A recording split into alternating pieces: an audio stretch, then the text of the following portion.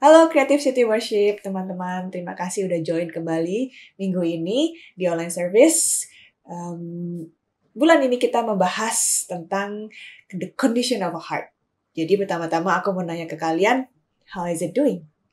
Last week kita udah diajarkan oleh Pastor Mario mengenai how to have a grateful heart. But if you're like me, we cannot help it kalau sometimes we feel disappointed. Kita akan merasa kecewa dulu, sekarang, atau mungkin di kedepannya kita bisa merasa kecewa. So, today I want to dig deeper about that topic.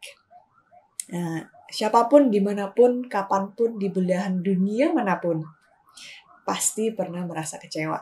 Misalnya kecewa sama orang lain, ya kan, teman kita, atau orang tua, mungkin kalau bos kita, kalau bisa kecewa dengan keadaan, misalnya kesehatan kita, pekerjaan kita, atau mungkin dengan pemerintahan kita.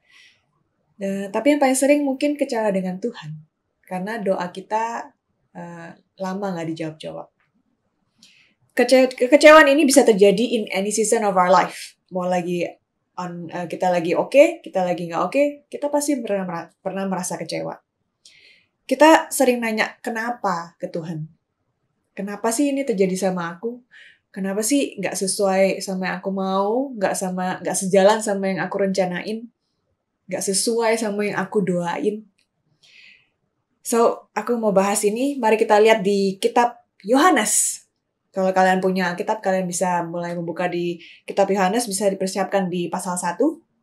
Di sini ada murid Yesus yang bernama Yohanes, membuat kitab Yohanes, dan di pasal 1 ini dia lagi membahas tentang Yohanes Pembaptis. Jadi kalian jangan salah orang ya. Jadi kita ke Yohanes pasal 1, ayat 29 sampai 34. Saya bacakan. Pada keesokan harinya, Yohanes melihat Yesus datang kepadanya, dan dia berkata, "Lihatlah anak domba Allah yang menghapus dosa dunia. Dialah yang kumaksud ketika kukatakan, kemudian daripadaku akan datang seorang yang telah mendahului aku, sebab dia telah ada sebelum aku. Dan aku sendiri pun mula-mula tidak mengenal dia. Tetapi untuk itulah aku datang dan membaptis dengan air, supaya ia dinyatakan kepada Israel." Ayat 32, dan Yohanes memberi kesaksian, katanya, "Aku telah melihat Roh turun dari langit seperti merpati, dan ia tinggal di atasnya. Dan aku pun tidak mengenalnya, tetapi dia yang mengutus aku untuk membaptis dengan air telah berfirman kepadaku, jikalau engkau melihat Roh itu turun ke atas seseorang dan tinggal di atasnya, dialah itu yang akan membaptis dengan Roh Kudus. Dan aku telah melihatnya dan memberi kesaksian, ia inilah anak Allah." Jadi Yohanes Pembaptis dari masa dia di kandungan, kalau kalian tahu ceritanya di Alkitab, dari masa di kandungan dia udah mempunyai purpose satu, yaitu menyiapkan jalan untuk Tuhan Yesus. Yohanes udah banyak membaptis banyak orang, dan akhirnya pada waktu Yesus berumur 30 tahun, waktu dia siap untuk melayani banyak orang, Yesus datang ke Yohanes Pembaptis untuk dibaptis air. Jadi seluruh hidupnya Yohanes ini menanti-nantikan untuk this moment ini, membaptis Yesus. Dan dia dibilang dia telah melihat Roh turun ke atas Yesus dan bersaksi kalau Yesus itu adalah anak Allah. Jadi dia for sure dia tahu nih Yesusnya adalah anak Allah. But let's see what happened. Kita fast forward sekitar 1 tahun lebih setelah Yohanes membaptis Yesus ya. Apa aja sih yang udah terjadi? Yesus sudah memilih murid-muridnya. Yesus sudah berjalan dari kota ke kota, mengajar banyak orang, dan juga memberikan banyak mujizat. Tapi apa yang terjadi sama Yohanes Pembaptis? Dia ada di penjara. Dan dia dipenjarakan oleh Raja Herod karena dia menegur Raja Herod karena Raja Herod berselingkuh dengan istrinya saudara kandungnya. Wah, complicated ya itu ya. Jadi Yohanes berbuat sesuatu yang benar, tapi Raja Herod gak suka dengan teguran itu. Nah, kita pergi ke Lukas 7. Jadi ini kronologinya Yohanes sudah dalam penjara ya. Aku mau kasih tahu kalian, bear in mind nih, di zaman itu, bangsa Yahudi sedang menantikan juru selamat yang ditulis di Perjanjian Lama, yaitu Sang Mesias yang akan datang menyelamatkan mereka dari tindasan.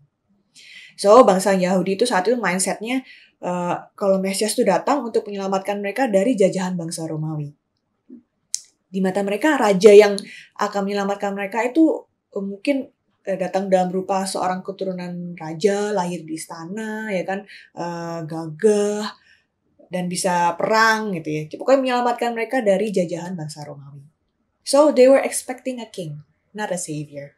Mari kita mulai baca dari ayat 18 sampai 23, Lukas 7 ya. Ketika Yohanes mendapat kabar tentang segala peristiwa itu dari murid-muridnya, jadi murid-murid Yohanes telah melihat Yesus melakukan banyak mujizat, salah satunya mujizat membangkitkan orang mati. Jadi mereka pergi melapor dan cerita ke Yohanes. So, ayat 19, ia memanggil 2 orang dari antaranya dan menyuruh mereka bertanya kepada Tuhan. Engkaukah yang akan datang itu, atau haruskah kami menantikan seorang lain?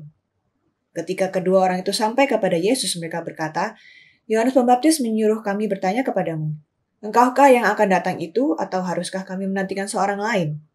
Pada saat itu Yesus menyembuhkan banyak orang dari segala penyakit dan penderitaan dan dari roh-roh jahat. Dan ia mengaruniakan penglihatan kepada banyak orang buta.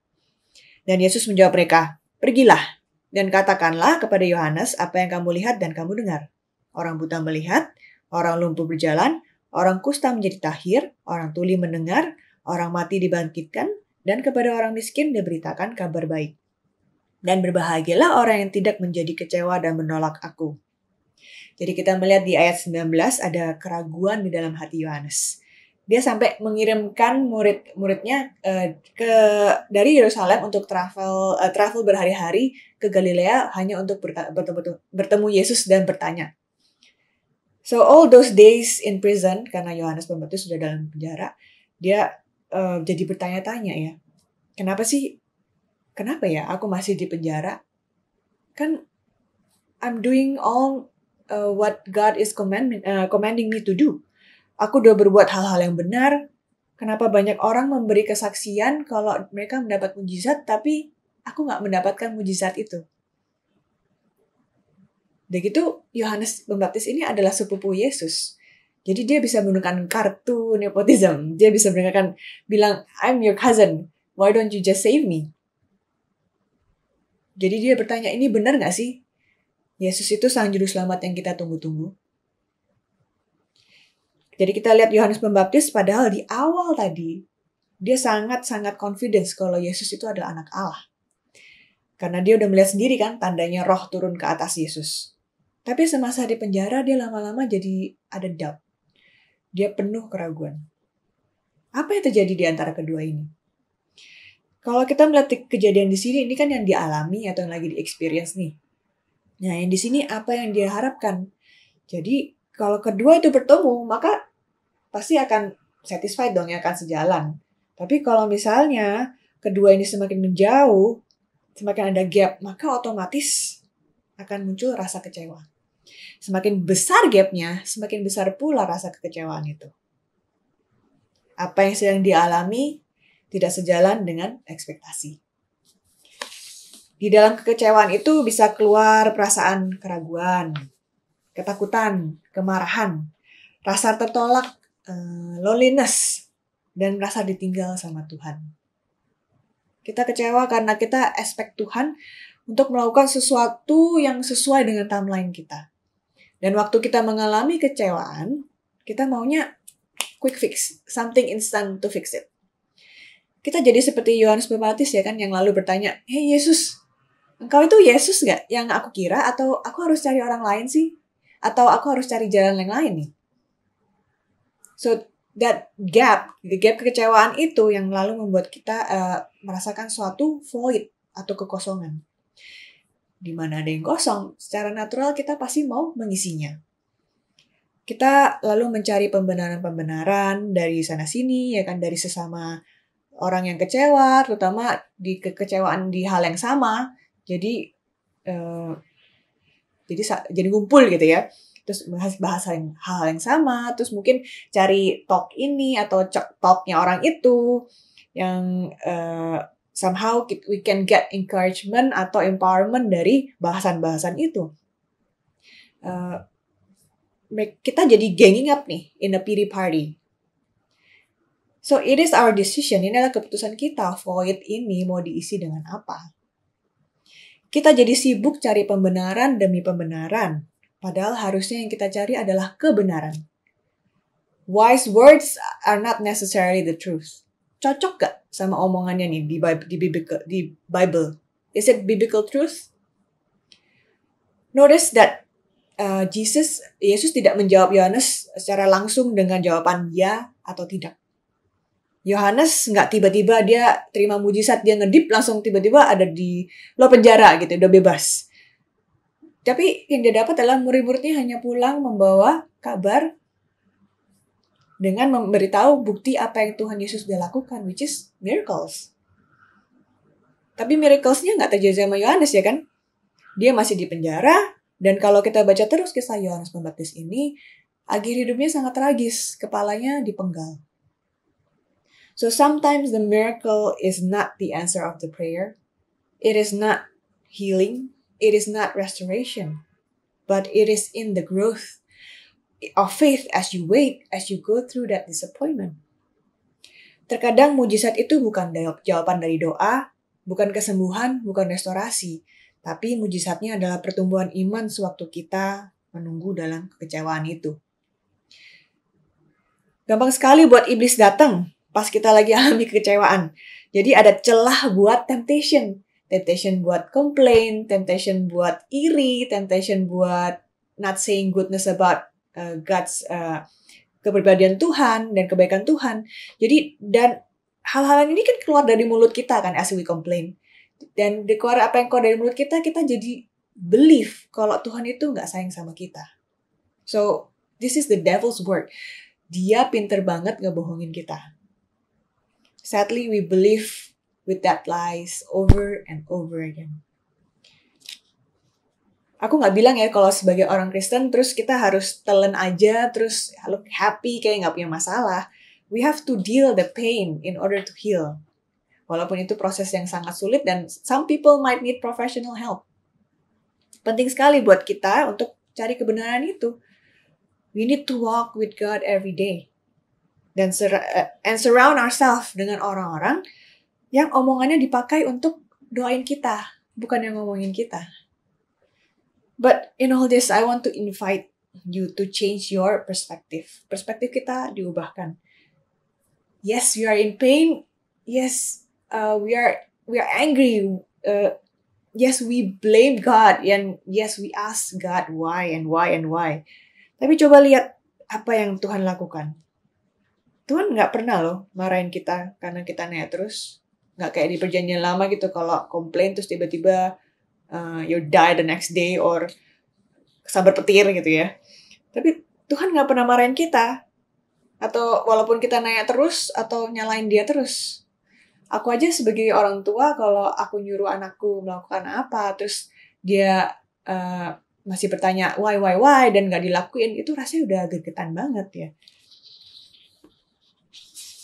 Tapi Yesus sabar banget dan sayang banget sama kita, guys. He is still faithful in all our doubts. He is still faithful in all our anger. He is still faithful even we are not. So let's witness His understanding. Lihat dari sisi pandang itu, bukan dari sisi pandang keakuan, selfishness kita. Dia terlalu sayang sama kita, sampai dia gak mau jawab doa kita selain di saat yang tepat, dan bukan pakai cara lain selain cara yang tepat. Do you know kalau Yesus itu gak berhutang apa-apa sama kita? Nothing. Not a single miracle.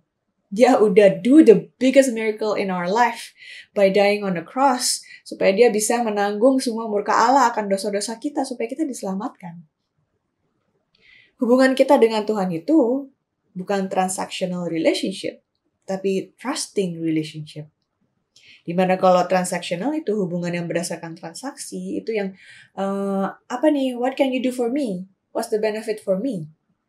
Sedangkan kalau trusting itu kita percaya apa yang dilakukan atau yang tidak dilakukan itu adalah yang terbaik buat kita. So aku mau encourage untuk punya standar faith yang sama, yang konsisten di saat dia berbuat miracle atau tidak. Regardless feeling kita bilang apa ya, we will feel angry and neglected, abandoned, semua itu bisa kita rasakan. Tapi kita harus punya faith di mana kita bisa trust God. That He is God, He is good, and He will do good, and He will love us, even though we don't understand. So His goodness is not dependent on any outcome. Seperti yang dikatakan di Amsal 3 ayat 5, percayalah kepada Tuhan dengan segenap hatimu, dan janganlah bersandar kepada pengertianmu sendiri. Yes, punya faith seperti ini memang gak natural, gak enak, ya kan, gak nyaman. Karena yang nyaman buat kita itu ya dosa. Rebel, maunya sendiri. It is natural for us to react out of our flesh, out of our selfishness.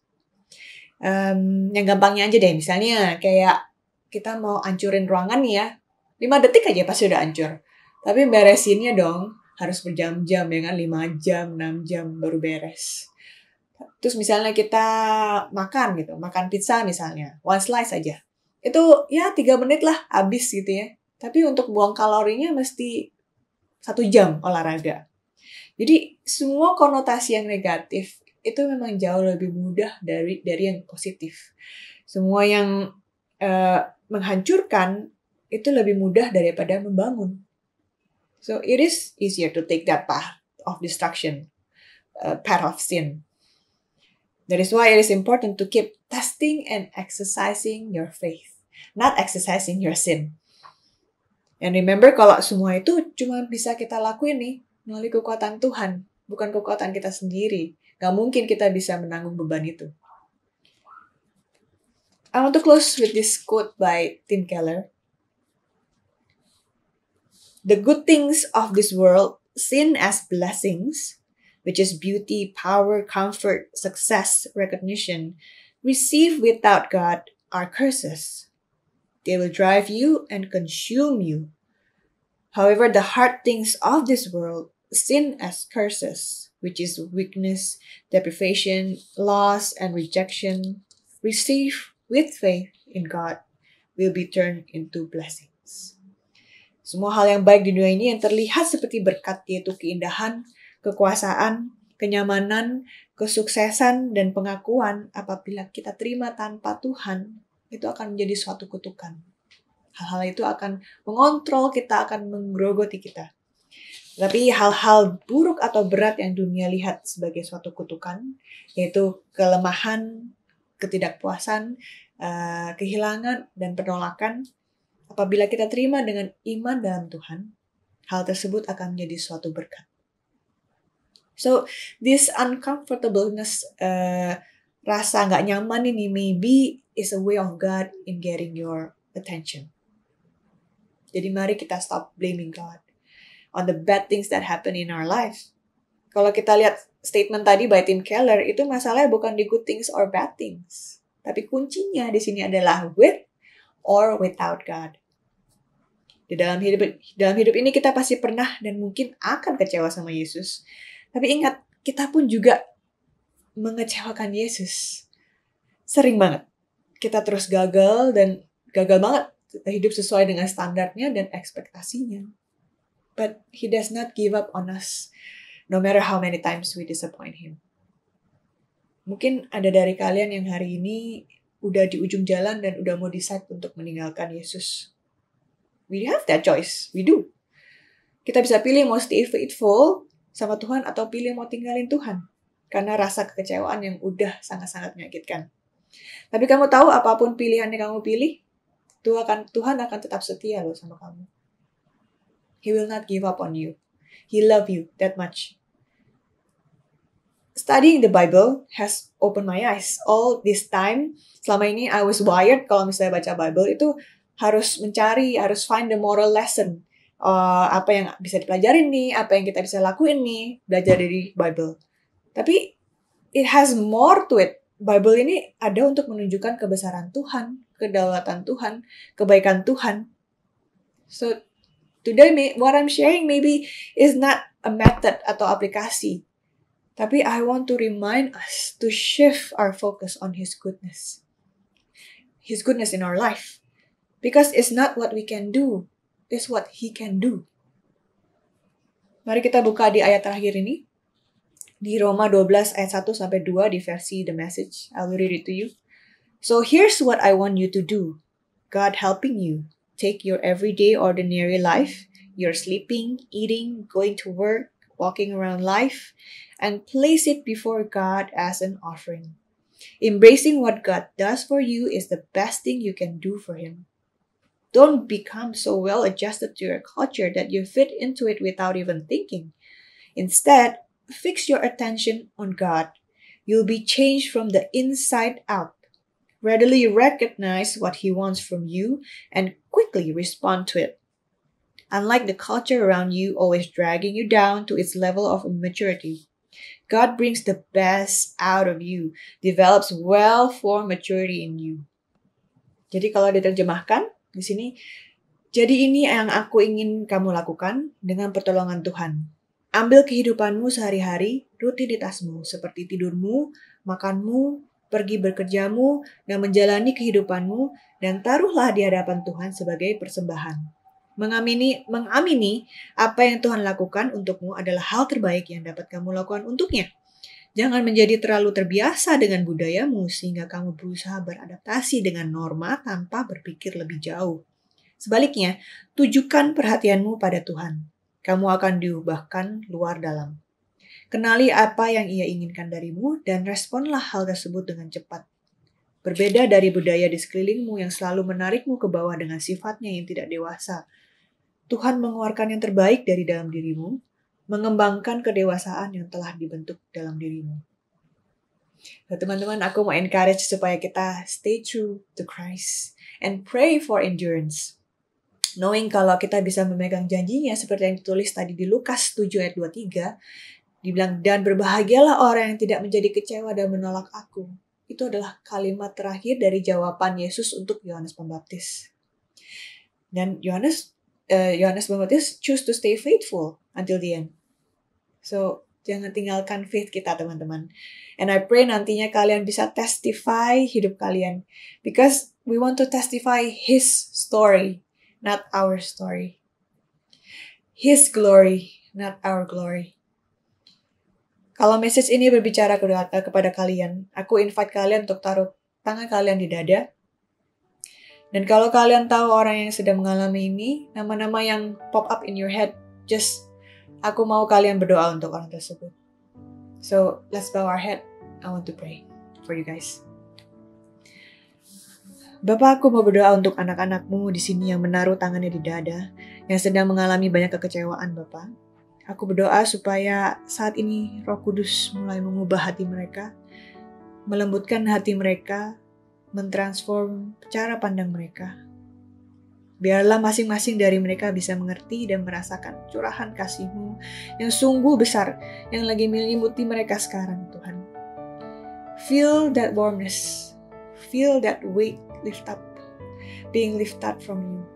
Allow Holy Spirit to work within your heart. Aku berdoa supaya mereka bisa melihat apa yang Kau lihat, Bapa. Bisa mengerti isi hati-Mu, Tuhan. Kalau Engkau selalu setia di saat kami tidak setia, di saat kami mengeluh, marah, takut, merasa ditinggal, Engkau selalu bersama kami dan Engkau begitu sabar terhadap kami, Bapa. Kami mau fokus ke pribadi-Mu aja and fix our attention to you. Bukan melihat ke diri kami lagi. Sadarkan kami, Tuhan, setiap kami lagi egois atau mau semua berjalan sesuai keinginan kami. Kami mau menyerahkan semua ini, Tuhan, rasa kekecewaan kami dan berserah penuh kepada rencana-Mu. Aku berdoa supaya melalui kekuatan Bapa saja kami bisa melalui all these trials. And we don't want it any other way selain berjalan bersama-Mu. Aku berdoa Bapa supaya kami lebih peka dan bersedia dituntun oleh Roh Kudus. Sadarkan kami, celikan mata kami supaya kami bisa melihat kebesaran-Mu dan tuntunan tangan-Mu di dalam hidup kami. Terima kasih Tuhan, Engkau sungguh baik dalam hidup kami dan mengasihi kami. Biarlah hamba-Mu selesai bicara, tapi Roh Kudus-Mu yang akan terus bersama-sama dan diam di antara kami. Thank you, Father. Amen. Buat teman-teman yang menaruh tangan di dada, aku mau invite kalian untuk didoakan dari tim prayer kami. you can click the prayer button and the team prayer will pray for you guys. Kita di sini ada untuk saling menguatkan ya. Jadi you can click the button now. We are more than happy to serve you. So thank you so much for this time and this privilege bisa sharing ke teman-teman. I hope you abide in God and walk with Him every day. Thank you. Happy Sunday.